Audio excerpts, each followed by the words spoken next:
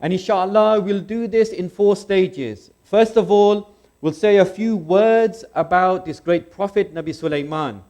Secondly, we'll look at an example of his knowledge and his judgment.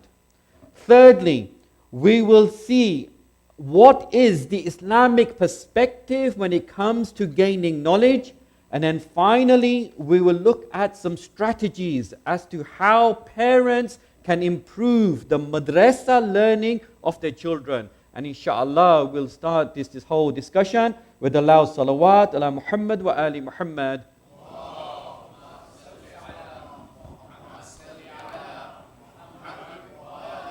So let's begin by looking at the life of Nabi Sulayman, and then we'll move on to examine some other aspects of this great prophet as mentioned in the Quran. Now, first of all, if we look at verse number 30 of Surah Sad, Allah subhanahu wa ta'ala gives us an idea about the great status of this prophet. He says in this verse, وَوَهَبْنَا لِدَاوُودْ Sulayman, and we gifted Nabi Dawood, his father, Sulayman. Then he goes on to say, نِعْمَ الْعَبْدِ إِنَّهُ أَوَّابٌ. It's such a short sentence, but there are 3 distinguishing qualities of this great prophet mentioned in this verse. First of all, Nabi Sulayman is described as a divine gift, as a gift of Allah to his father. He says, وَوَهَبْنَا لِدَاوُودْ Sulayman. It means we gifted Nabi Dawood Sulayman. Not that we gave him Sulayman. So it means in the eyes of Allah, this is something which is a divine gift. Secondly, he says, ni'mal abd, meaning an excellent servant. Thirdly, innahu awwab. This means that he was someone who would turn often to Allah in prayer. 3 distinguishing qualities of Nabi Sulayman. The fact that he was a divine gift, he's described as an excellent servant, and someone who turns often to Allah subhanahu wa ta'ala in prayer. Then what? We are also told that Nabi Sulayman, of course, he had been given this amazing kingdom. The kingdom of Solomon, as is known in English, is absolutely famous worldwide. Not only that, but he was blessed with incredible knowledge and power. With regards to his knowledge, he knew the language of the birds, mantiqut tayr as is referred to. He also knew the language of other creatures as well. So for example, in Surah Naml, we read that when Sulayman was marching with those jinn, with the humans and the birds, all of these were in his army. They were marching, they come to that valley of the ants. What does he hear? He hears an ant talking to the other ants. It's a very touching story. That ant says to all the other ants that you better go inside your dwellings because they are coming and you might be crushed under them. Sulayman understands this. He hears this and he smiles. And because he is amused by that ant's words. So he knew the language of creatures. What else? We are told that actually birds were in his army. They were subservient to him. What else? He had jinn in his army as well. Not just in his army, but the jinn, we are told, would dive in the seas. They would find hidden treasure for him. And they would work for him. Also, we are told he had control over the winds. So, he would be able to control the winds to such an extent, he could tell the winds when to blow and where to blow in a very gentle way. In fact, we are told that in one morning, the extent of his power over the wind was so great that when he was in his ship, the wind would be able to take him a distance that it would normally take him to travel over one whole month. So in one morning, he would be able to travel the distance of a whole month because of his control of the wind. In the afternoon as well, The same thing, he would travel in one afternoon the length, the distance of how long, how wide and far he would travel over one period, over one whole month. That means when you put one morning and one afternoon together, and 1 month and 1 month, it means in one day he would be able to travel the distance of 2 months that he would normally travel without that assistance. Allahu Akbar. This is the Prophet who we are discussing today. Nabi Sulayman, with all of this great power, all of this great wealth. But then we'll see, how did he use all of this? With all of this increased power and knowledge comes additional responsibility. Now, when we look at this, we are told that he was this great king, this great prophet of Allah subhanahu wa ta'ala. But let's look at how he was able to benefit from all of this. What additional blessings did Allah confirm on him? And that was the blessing of judgment. In that verse I recited at the beginning of this majlis, Allah subhanahu wa ta'ala says in Surah Anbiya verse number 79 that we made Sulayman understand the ruling. What is this talking about? We made him understand the ruling. And then he goes on to say, and we gave both of them, meaning Nabi Dawood and Nabi Sulayman, 2 important gifts: knowledge and judgment. Hukman wa ilma. Judgment is hukma and ilma is of course knowledge. Let's have a look at an example about this, where Nabi Sulayman is putting all of that into practice in a remarkable way. Sallu ala Muhammad wa ali Muhammad.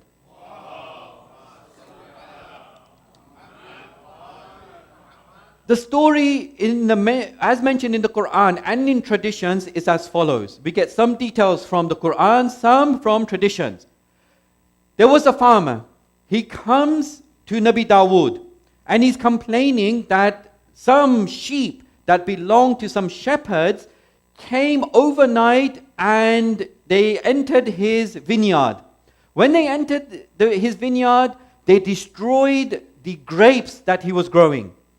So now, Nabi Dawood, he doesn't take the judgment himself. He doesn't take on this case. Rather, he defers it to his son Sulayman. Perhaps he does this in order to show the people even more about his son's God-given knowledge and his God-given abilities. In any case, Nabi Sulayman now is in charge of looking at this case. So they explain the situation to him. Now, in the past, what happened was, in a similar situation, when sheep would come into the farm of another person and they would destroy the crops there, the previous prophets ruled that the sheep themselves must be given to the farmer in compensation for all the crops that the sheep have destroyed. Because it was their fault. They should have controlled their sheep. They should not have allowed them to go to a neighboring farm and then destroy the crops there. This was the previous ruling. Nabi Sulayman has a different ruling. What is his ruling? His ruling is that no, there's no need for the farmers to be given the entire sheep. No. Only what is necessary is that the lambs that are born in the coming year must be given. Also, the milk and the wool that the sheep produce must be given to the farmer in the coming year. Not the whole sheep itself, just the lambs that it gives birth to, and the wool and the milk. So now, why the difference? When previous prophets said entire sheep, Nabi Sulayman is saying just these 3 things: the lambs, wool and milk. This is because Allah subhanahu wa ta'ala made him understand the ruling. This is what we are going to develop more during the course of this majlis. How it relates to the concept of learning in Islam. In that verse that I recited at the beginning of this majlis, he says, فَفَهَمْنَاهَا Sulayman. And we made Sulayman understand the ruling. وَكُلًّا آتَيْنَا حُكْمًا وَعِلْمًا. And we gave both him and his father judgment and knowledge. So what was that understanding that he was given in this particular case? It was the fact that when Nabi Sulayman looked at this, he didn't just follow blindly previous rulings. This is very important. The ability to not just know, but the ability to apply knowledge in the right place and to come with the right decisions. What he saw was that this case is different to the previous cases. In the past, the case was the fact that the sheep would destroy the entire crop so that there was nothing left for the future. It's like they would destroy everything, even up to the basic roots level, so that nothing would grow again. Therefore, the previous Israelite prophets ruled that the entire sheep must be given in compensation. But with regards to this case, they didn't destroy the entire crop. They just destroyed the crop of that particular year. The vines were still intact. They could still produce grapes for the future. That's why he said, only the lambs born from the sheep, the milk and the wool. This is the example that is given in the Quran and in the traditions, that we learn about him having this amazing ability, not just that knowledge of the language of creatures and all those other amazing things that we mentioned earlier, but the ability to apply knowledge in this right place and make the correct decisions. Let's look at this in a bit more detail to see what practical tips, what practical advice can we get so that we follow in the footsteps of this great prophet, Nabi Sulayman. Sallu ala Muhammad wa ali Muhammad. Well, the example we can give with regards to all of this is from, in terms of practical advice, is from this well-known tradition known as the tradition of Unwanul Basri. Some of you might have come across this before.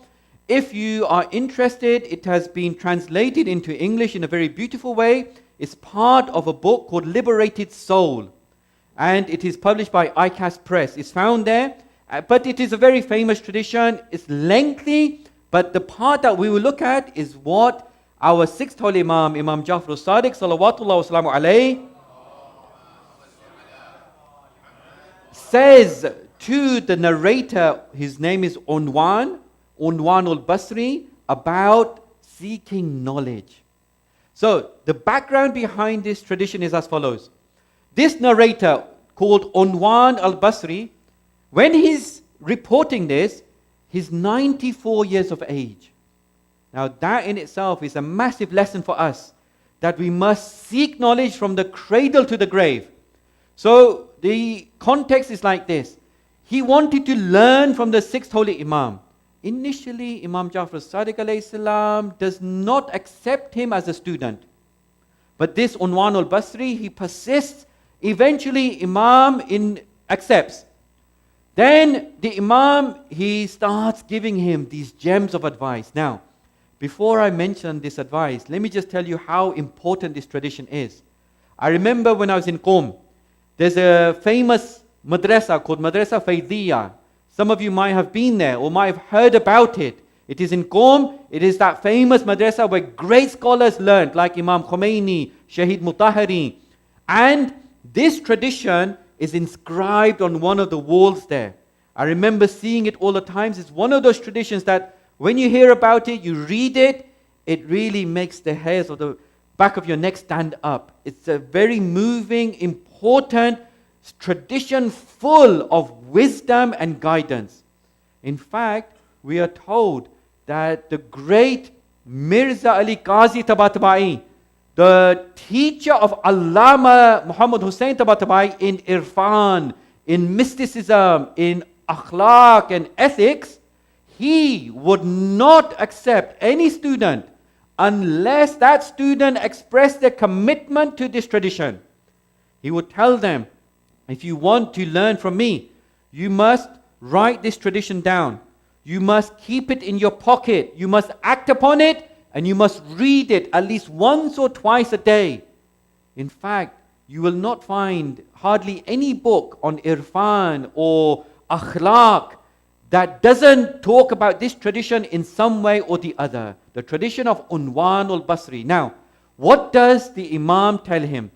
He tells him, first of all, what is regarded as being the most beautiful definition of knowledge that we have in our teachings. How does he define knowledge? He says to him, knowledge is not conventional learning. What does that mean? He means that knowledge, don't think knowledge, true knowledge is not just sitting in a classroom or reading a book or hearing a lecture. That's not what he is talking about when he talks about knowledge. He says, Innama huwa nur. It is light. Light that is placed in the heart of the one whom Allah wants to guide. That's what knowledge is. So, but just as a point of explanation here, it doesn't mean that sitting in class, listening to lecturers, reading books in the conventional way is not important. Nobody's saying that. We must all do that. It is absolutely important. But what the Imam is saying is, don't think that is the be-all and end-all of knowledge. That is a necessary, that is a preliminary step to higher levels of knowledge. The knowledge that the Imam is referring to, the knowledge of Sulayman, the knowledge of the Ahlul Bayt, that high level knowledge that is light. It illuminates a person. It guides a person. And it helps that person to become luminous and to guide others as well. Then the Imam goes on to mention 3 pieces of advice as to how somebody can get this knowledge. And it's not just for Unwan al-Basri, it's for me first and foremost, and for all of us to understand and to learn. 3 practical things that we can all do as to how we can get this light. First, he says, فَإِنْ أَرَدْتَ الْعِلْمِ فَاطْلُبْ أَوَّلًا فِي نَفْسِكَ حَقِيقَةَ الْعُبُودِيَّةِ. Allahu Akbar. He says, so if you want to get this knowledge, the first thing that you must do is seek in your heart true servitude. حَقِيقَةَ الْعُبُودِيَّةِ. Be a true abd of Allah. Meaning, before you do anything, the first thing, we want to gain knowledge. We want to gain this light.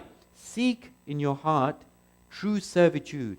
Have a sincere intention, because this will prepare the foundation for that light to come into our hearts. Do it for the sake of Allah. And it doesn't just mean ordinary Islamic knowledge. No, that is there, of course.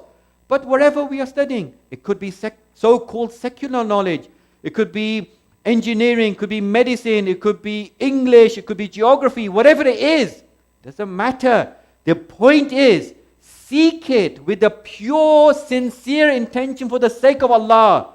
How am I going to use this science to help other people, to further humanity, to enable Islam to flourish more, to prepare the grounds for the Imam when he comes? He's going to need people who are experts in a whole range of areas. How am I going to prepare that ground for him? How am I going to help my family and others to get closer to Allah? Seek knowledge with the intention of haqiqat al-ubudiyyah, true, sincere servitude. That's one. Secondly, how do we gain the knowledge of Sulayman? Imam says that secondly, watlubul ilm bistimale. That means seek knowledge by putting it into use. How many of us have learned things, but how many of us have actually put that learning into action? Use that, Allah will give you more knowledge. This is the philosophy of knowledge from an Islamic perspective. It's totally different. Where do you hear these things from others who are not at that level of the Ahlul Bayt? You don't. When people talk about knowledge, it's never this. What does it mean? True servitude, putting it into use, and you'll see the third step in a moment. They don't talk about it in these terms. It's the wisdom of the Ahlul Bayt that talks about knowledge in these terms. It's a whole new way of looking at it. putting it into use. Meaning, once you gain some knowledge, act upon it. Share it with others. The taxation of knowledge is that you act upon it and you share it with others. You put it into use. Don't just keep it for yourself and just have it here. Show it in your action and share it with others. The more you do it, the more you will get. In fact, you've all heard of Ayatullah Marhum Muhammad Taqi Bahjat, the great Arif, the great philosopher, the great faqih. What does he say? You know, people would always ask him for advice. He says that a question is asked of those who seek advice. That have you acted upon what you have already learned? Have you acted upon what you've already learned? Then he goes on to say, for don't they know that if they act upon what they have learned, Allah will turn their unknowns into knowns. What they don't know, they will know. In fact, he's paraphrasing a beautiful tradition from Rasulul Akram sallallahu alayhi wa sallam, who says the same thing in these words. He says, Man amila bima ya'lam warrathuhullahu ilma ma lam ya'lam. The one who acts according to what he knows, Allah will make him warith. He will make him heir of knowledge that he didn't know. Meaning Allah will transmit to him new knowledge. This is how we gain knowledge from an Islamic perspective. Thirdly, but before I mention the third one, let me just mention this tradition from Amirul Mu'mineen Ali ibn Abi Talib salawatullah wa salamu alayhi. Look how he puts it. He calls it Kamaluddin, the perfection of the religion. He says, Ya ayyuhan nas, O people. So he's addressing everyone now. Anna Kamaluddin. What is the Kamaluddin, the perfection of religion?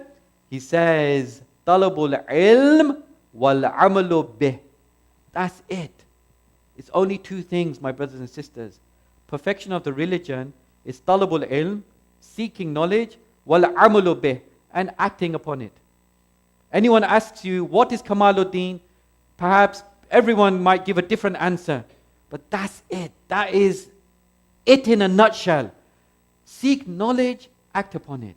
The knowledge of the Quran, of the Ahlul Bayt, or whatever it is, but you make it in the service of Allah subhanahu wa ta'ala and you act upon it.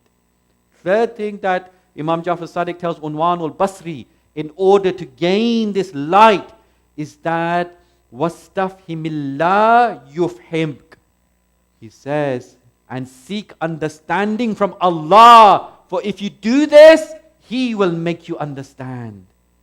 Yes, we have teachers, we have people who instruct us, but when we need them, there's no denying that. But they are agents. Agents, they are channels for the real teacher. Seek understanding from Allah with your pure intention. Remember yesterday we talked about Allah being the first teacher. وَعَلَّمَ آدَمَ الْأَسْمَاءَ كُلَّهَا.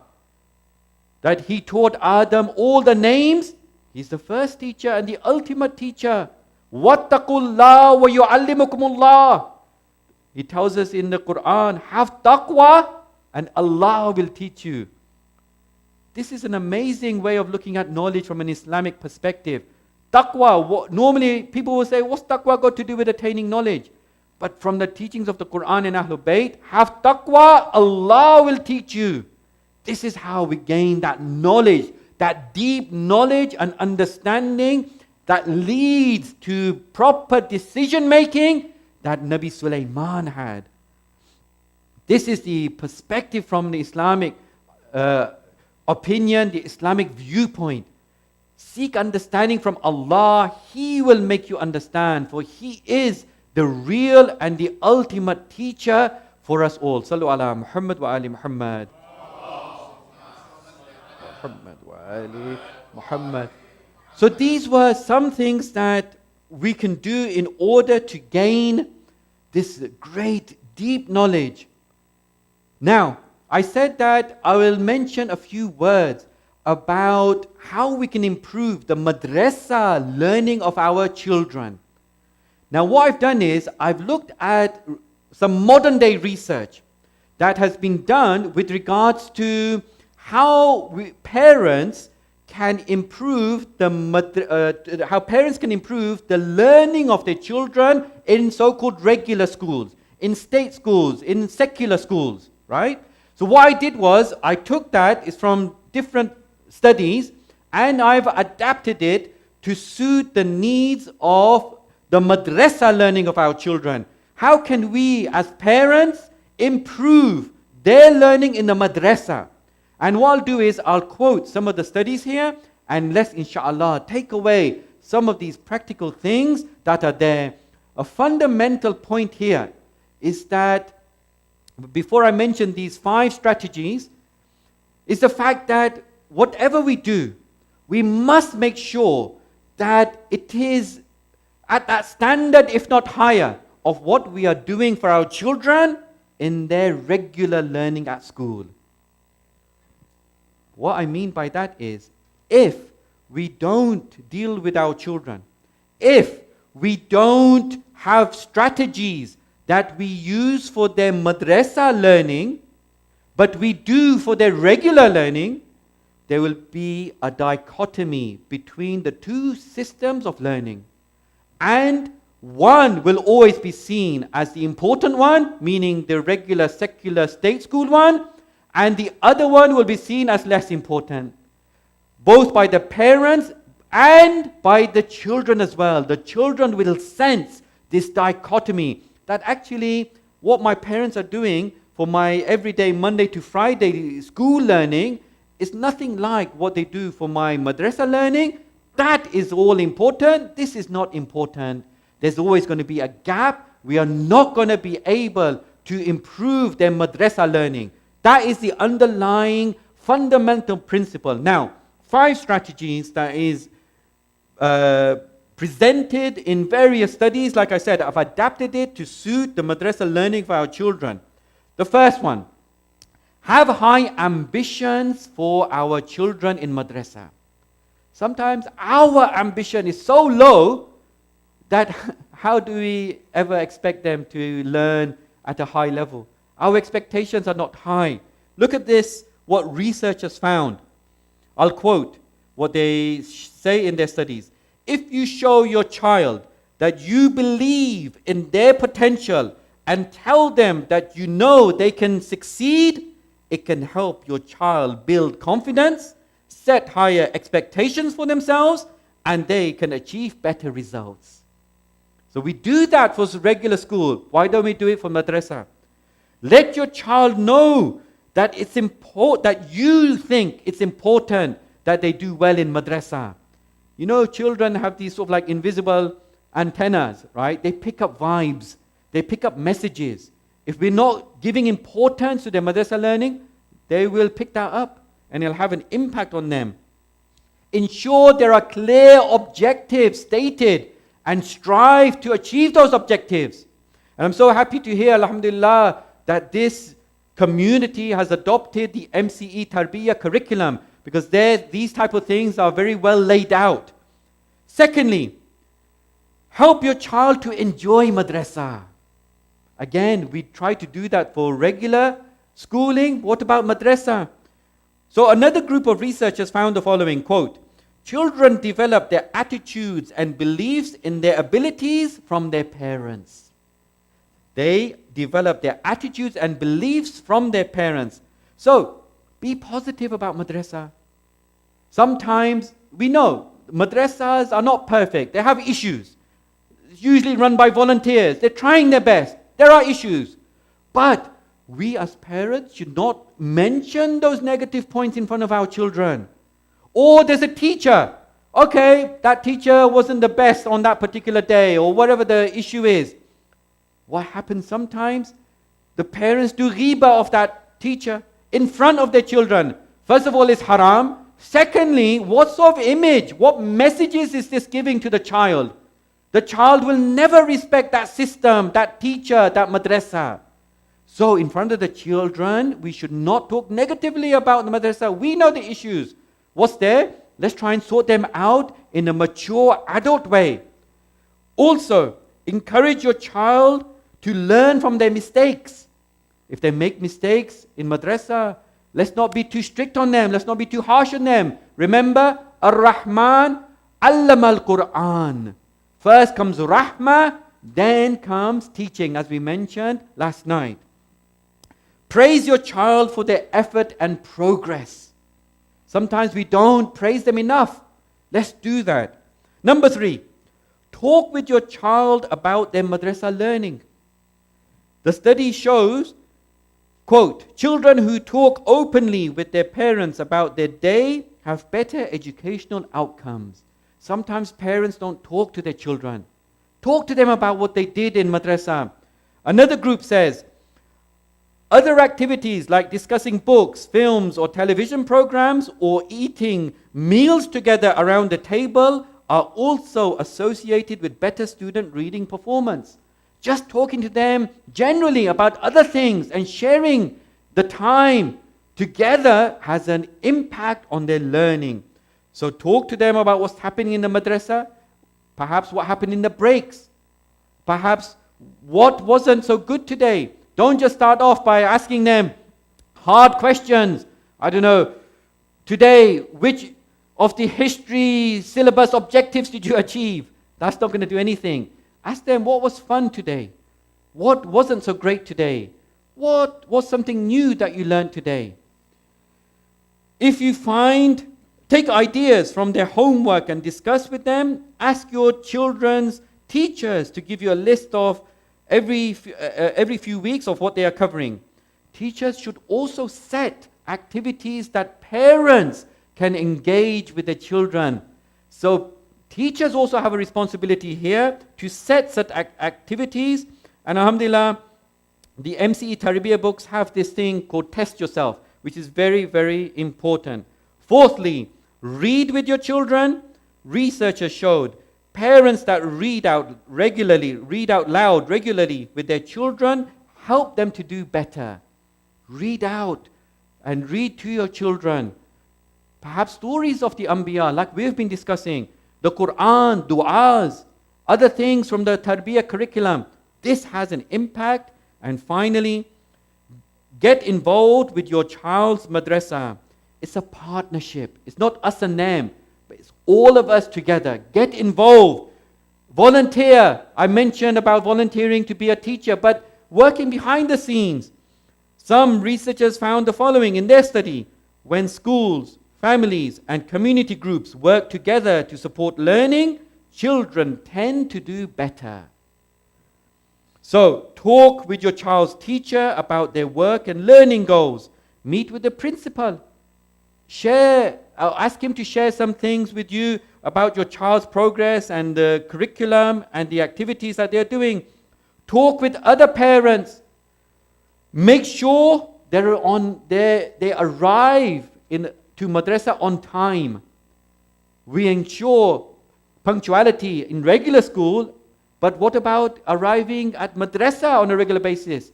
If that's not given importance, that will be picked up and it will give the wrong message to the children. Respond to messages from the madrasa with constructive comments and communicate with madrasa if there are any problems. So as a summary, today we looked at the other side of the coin from yesterday's discussion. The whole concept of learning in Islam with reference to the story of Nabi Sulayman. We discussed his personality, how Allah describes him in the Quran, his great power and knowledge. Then we saw that example where he's using that hukum, that judgment in that case of the farmer and the shepherds. Then we saw how, from the Islamic perspective, Imam Jafar Sadiq gives those 3 brilliant pieces of advice for us to get that type of knowledge. 1, true servitude. 2, by putting knowledge into action. And 3, seeking from Allah that He makes us understand. And finally, we looked at these 5 strategies of how we can improve the madrasa learning of our children. We must make sure there's no dichotomy between the two systems of learning. Sallu ala Muhammad wa ali Muhammad.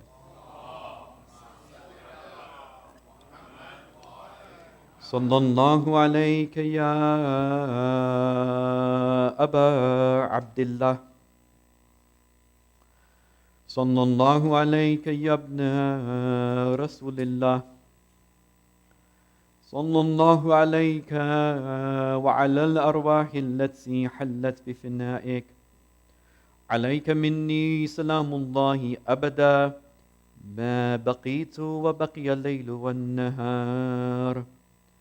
ولا جعله الله آخر العهد مني لزيارتكم. All together. السلام على الحسين وعلى علي بن الحسين وعلى أولاد الحسين وَعَلَىٰ أَصْحَابِ الْحُسَيْنِ. May Allah write this ziyarah that we recite every evening as a true ziyarah of Sayyid al-Shuhada, insha'Allah. Imam Hussein on the night of Ashura addresses his companions. He says to them that I know of no other companions more righteous than yourselves. And I know of no members of a family better than my family members. So take this night and ride it like a camel. Meaning that use the darkness of this night and leave, because they only want me, they don't want any of you. And he says to them that let every man from among you take a man from my Ahlul Bayt. He doesn't want them to feel embarrassed. He doesn't want them to go through any hardship because of him. But look at the overwhelming expression of support from the companions. What do they say when Abu Abdullah tells them this? In particular, we will look and pay tribute to two companions of Sayyid al-Shuhada this evening. The first one is Zuhair ibn al-Qayn, and the second one is Sa'id ibn Abdullah. First of all, Zuhair ibn al-Qayn, he responds by saying, by Allah, if I were to be killed and then brought back to life, and this would happen to me 1,000 times, I would be willing to do that if it meant that it would stop the killing from getting to you and to your family. Then Sa'id ibn Abdullah, look what he says. He says, no, by Allah, we will never desert you. He says, by Allah, if I were to be killed, brought back to life, then I would die, and this would happen 70 times, and my body would be strewn all over the place as well. By Allah, I would do that, and I would die in order to defend you. This is the response from these great companions. But now let's look at how Zuhair ibn al-Qayn arrived in Karbala in the first place. It is reported Zuhair ibn al-Qayn was on his way to Kufa as well, just like Abu Abdullah. But he kept his distance from Sayyid al-Shuhada until he got to a place called Zarud. When he got to that place, it is reported that because there was easy access to water, him and Abu Abdullah's camps were close together. So now Zuhair ibn al-Qayn is eating his dinner with some of his people. At that point, a messenger from Imam Hussein's camp comes to him. The messenger is inviting Zuhair ibn al-Qayn to go to Abu Abdullah. He hesitates, but his wife, she says that, why are you hesitating? Go to Abu Abdullah, go to him. It is reported that this wife of his, the daughter of Amr, she persuades him to go. He goes to the tent of Abu Abdullah. Then we don't know what transpires there, but he comes back a changed person. Let's make a dua that, oh Allah, enable us to meet our Imam as well, inshallah. When he comes back, he's totally reformed. He says that pack away all the belongings. He tells his wife, go to your family, for I don't want you to be hurt on my behalf. And so now this is Zuhair ibn al-Qayn on the day of Ashura. But before I mention what happens, look what his wife says to him at that moment. She says to him that, "Oh Zuhair, I just have one wish, and that is on the day of resurrection, you remember me when you are near Imam Hussein's grandfather on the day of Ashura." Zuhair ibn al-Qayn, he comes out and he comes to Abu Abdullah. He puts his hand on Imam Hussein's shoulder as if to say, "Oh Mawla, it is time for me to go now." He goes out onto the battlefield. He lets out this cry addressing Sayyidul Shuhada. He says, "Today is the day when we'll meet your grandfather, the Prophet, and Hassan and Ali al-Murtaza." But then after he's fought bravely, he falls. He is killed. At that point, Abu Abdullah calls out to him. He says, "Oh Zuhair, may you never be distant from us." But it's reported now that loyal wife of his, the daughter of Amr, look what she says. Some people say the following, that she had a servant, and she says to this servant that, "Take this coffin and go onto the battlefield and make sure that my husband is shrouded." So now that servant, he goes onto the battlefield with this coffin.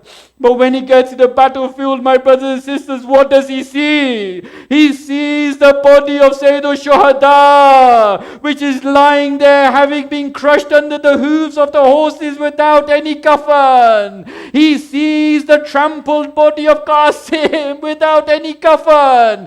He sees the chopped up body of Ali Akbar without any coffin. And he sees the armless body of Hazrat Abul Fazl Abbas without any coffin. So now he feels embarrassed. How can he put the coffin on Zuhair when the other shuhada are without coffin? He goes back to the wife of Zuhair and he's thinking that probably she will reprimand me for not putting this coffin on Zuhair. You know what the wife says? She says to her servant, "Well done."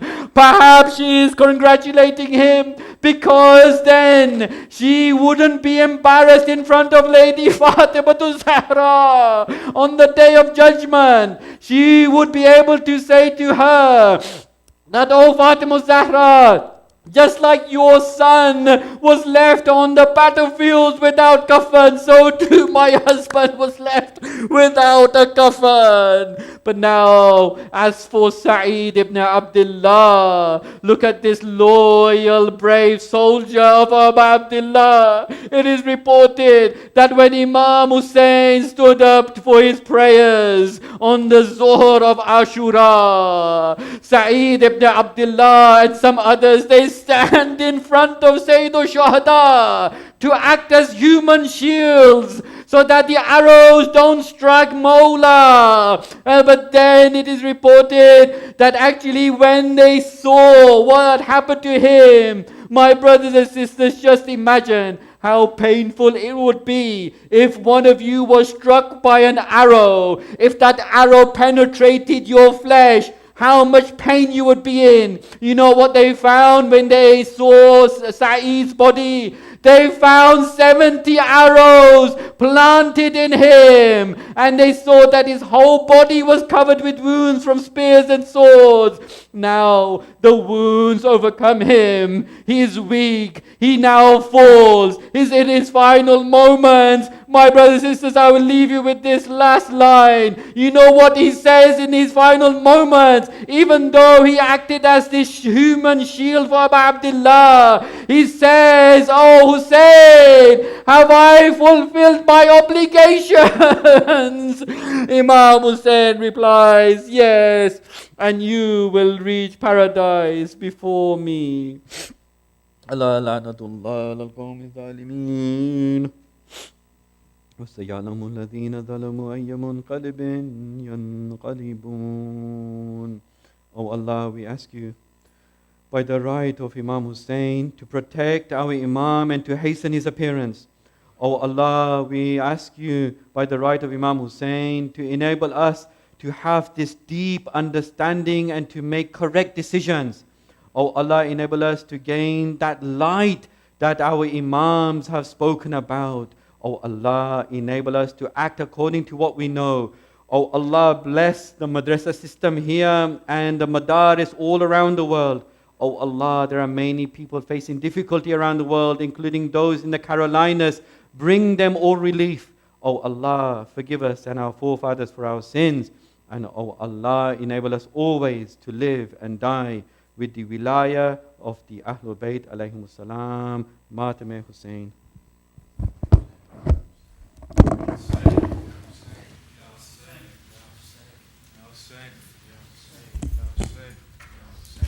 Hussein, Ya Hussein, Ya Hussein.